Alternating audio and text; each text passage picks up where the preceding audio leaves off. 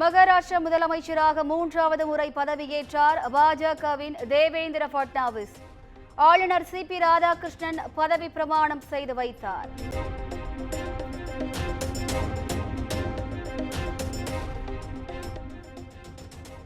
மகாராஷ்டிராவின் அமைச்சர்களாக ஏக்நாத் ஷிண்டே, அஜித் பவார் பதவியேற்பு. இருவருக்கும் துணை முதலமைச்சர் பதவி வழங்கப்பட உள்ளது.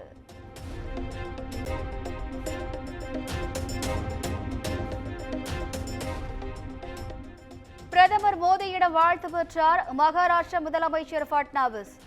மத்திய அமைச்சர்கள் 9 மாநில முதலமைச்சர்களும் பங்கேற்றனர்.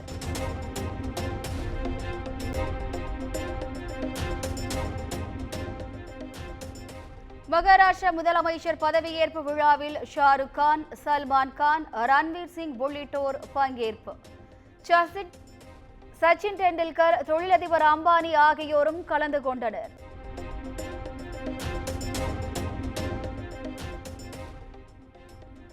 சூரியனின் ஒளிவட்ட பாதையை ஆய்வு செய்யும் PSLV C-59 ராக்கெட் விண்ணில் பாய்ந்தது.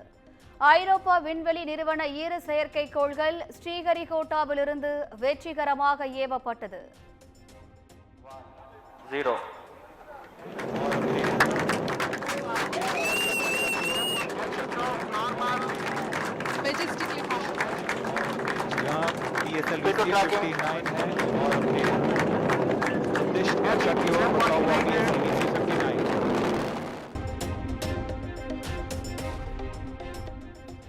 வெற்றிகரமாக சுற்றுவட்ட பாதையில் நிலைநிறுத்தப்பட்ட செயற்கைக்கோள்கள். இந்திய விண்வெளி ஆராய்ச்சி நிறுவனமான இஸ்ரோ அறிவிப்பு.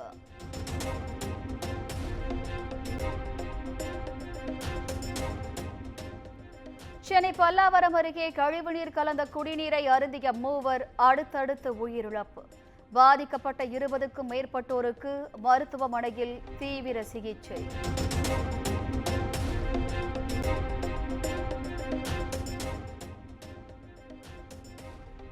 பல்லாவரம் பலி போன்ற சம்பவங்களில் மக்களும் பொறுப்புடன் நடந்து கொள்ள வேண்டும்.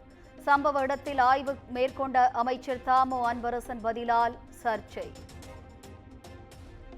அந்த அக்கறவனுங்க போய் பாத்தீங்களா, அந்த தெருல 20 டப்பாக பலம் போட்டு வச்சிருக்கான். நீங்க போய் பார்த்த இடத்துலயே கழிவுநீர் ஓடையெல்லாம் இப்ப மக்கள் மேல குற்றம் சாட்டுறீங்க. அப்ப மாநகராட்சி மேல என்ன சொல்லுங்க? நாங்க என்ன குற்றம் சாட்டுறோம்? அப்படியே வச்சிருக்காங்க, நீங்க தான் சார் சொல்றீங்க. இப்போ மக்கள் மேலே தப்பு இருக்குது இல்ல? ஆமா சார். இப்ப மாநகராட்சி மேலயும் அந்த கழிவுநீர் ஓடைகள்லாம் தூர் வராம இருக்குல்ல சார், அதுக்கு என்ன சார் பதில்? நல்ல தூர் வாரி தான் இருக்கிறோம். அந்த அக்கறவனுங்க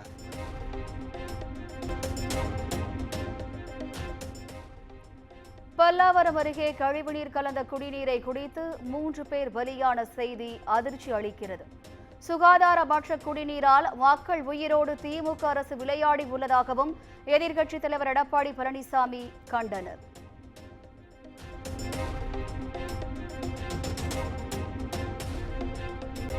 சென்னை பல்லாவரம் அருகே கழிவுநீர் கலந்த குடிநீரை குடித்த 2 பேர் உயிரிழந்ததாக எழுந்த புகார். செய்தியாளர்கள் கேட்ட கேள்விக்கு அமைச்சர் தாமோ அன்பரசன் திமிராக பதிலளித்திருப்பதாக அண்ணாமலை விமர்சனம்.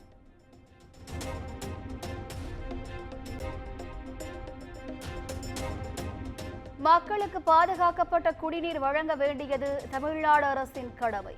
மக்கள் மீதான திமுக அரசின் அக்கறை இவ்வளவுதானா என்றும் பாமக தலைவர் அன்புமணி ராமதாஸ் கேள்வி.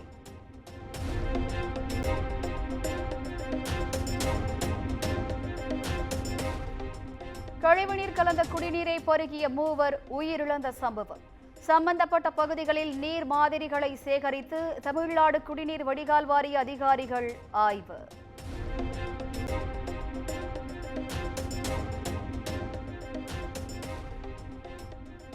மத்திய அரசு புயல் மழை பாதிப்பு நிவாரண நிதியாக 600 கோடி ரூபாய் வழங்க வேண்டும். பிரதமர் உள்துறை அமைச்சருக்கு முதலமைச்சர் ரங்கசாமி கடிதம்.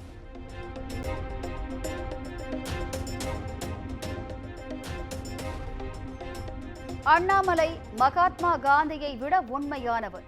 அவர் உண்மையை தவிர வேறேதும் பேச மாட்டார்.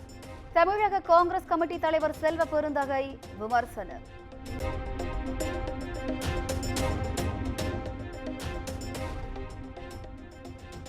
எந்த அடிப்படையில் நாம் தமிழர் கட்சியை SP வருண்குமார் பிரிவினைவாத இயக்கம் என்று கூறுகிறார்? தனித்து நின்று அங்கீகரிக்கப்பட்ட கட்சிக்கான அந்தஸ்தை தங்கள் கட்சி பெற்றிருப்பதாகவும் சீமான் பேட்டி.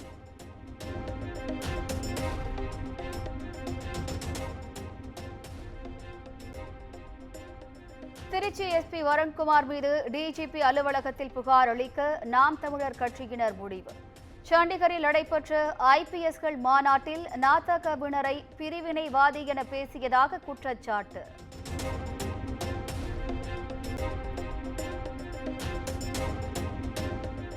தமிழ்நாடு காலநிலை மாற்ற நிர்வாக குழுவின் 2வது ஆலோசனை கூட்டம்.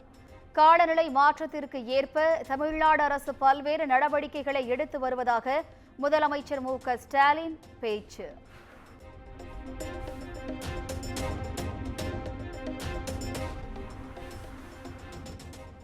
கஞ்சா விவகாரத்தில் மன்சூர் அலிகான் மகனின் செல்போன் ஆதாரங்கள் வெளியீடு. 5 கிராம் உயர் ரக ஓஜி கஞ்சா 10,000 முதல் 11,000 வரை விற்பனை செய்தது விசாரணையில் அம்பலம்.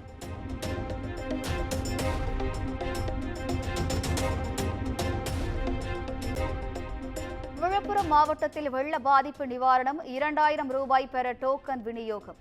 தமிழ்நாடு அரசு அறிவித்திருந்த நிலையில் முதல்வரின் முகவரி திட்ட சிறப்பு அதிகாரியாக அமுதா IAS தகவல்.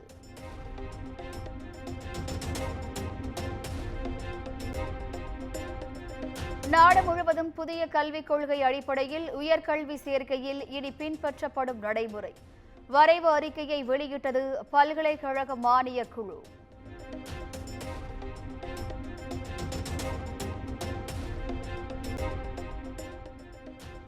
$153 கோடியில் மேம்படுத்தப்படும் அரசு கல்லூரிகளின் உட்கட்டமைப்பு. நிதி ஒப்புதல் அளித்து தமிழ்நாடு அரசு உத்தரவு.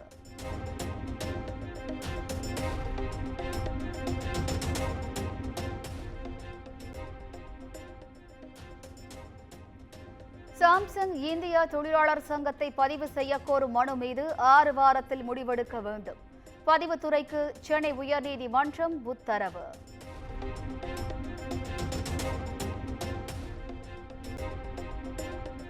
மாணவிக்கு பாலியல் தொல்லை அளிக்கப்பட்டது குறித்து அதிகாரிகளின் கவனத்திற்கு கொண்டு வராதது தலைமை ஆசிரியரின் தவறு. கோவையில் அரங்கேறிய சம்பவத்தில் அமைதி காத்த HM மீது பதியப்பட்ட போக்சோ வழக்கை உறுதி செய்தது உயர்நீதிமன்றம்.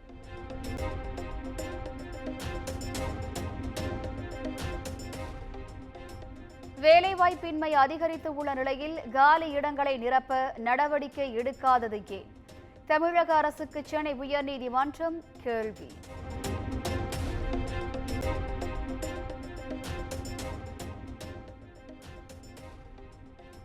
மதுரை விமான நிலைய விரிவாக்கத்திற்காக சின்ன உடைப்பு மக்களை வெளியேற்ற தடை.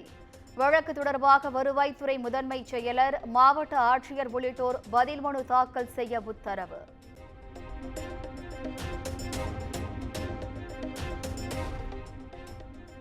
சட்டமேதை சாட்சியாக ஆட்சியிலும் பங்கு, அதிகாரத்திலும் பங்கு. விஜய் திருமா இணைந்து அம்பேத்கர் புத்தகம் வெளியிடுவது போன்ற தாவேகவினரின் போஸ்டரால் பரபரப்பு.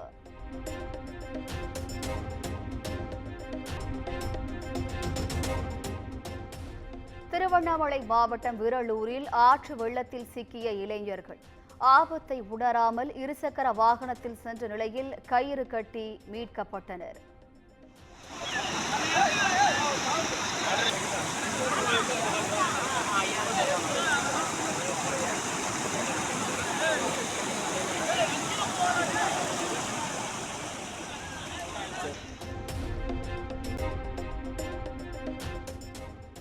மதுரை மாவட்டம் விக்கிரமங்கலம் அரசு பள்ளியின் தற்காலிக ஆசிரியர் மீது போக்சோ வழக்கு பதிவு. மாணவிக்கு பாலியல் தொந்தரவு அளித்ததாக எழுந்த புகாரில் உசிலம்பட்டி மகளிர் போலீசார் நடவடிக்கை.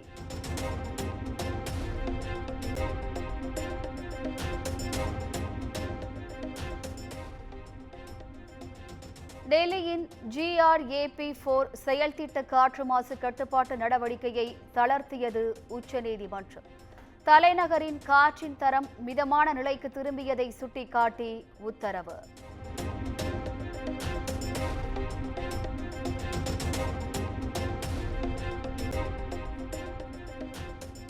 முரசொலி அறக்கட்டளை அலுவலகம் உள்ள நிலம் பஞ்சமி நிலம் என பேசிய வழக்கு.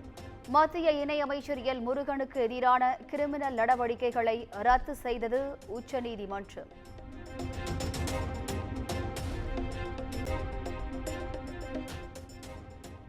அதானியை மோடி பாதுகாக்கிறார் என்ற வாசக உடையுடன் மக்களவைக்குள் சென்ற எதிர்க்கட்சி எம்பிக்கள். ரயில்வே மசோதாவை தாக்கல் செய்ய இயலாமல் இரு தரப்பினரும் கடும் வாக்குவாதம்.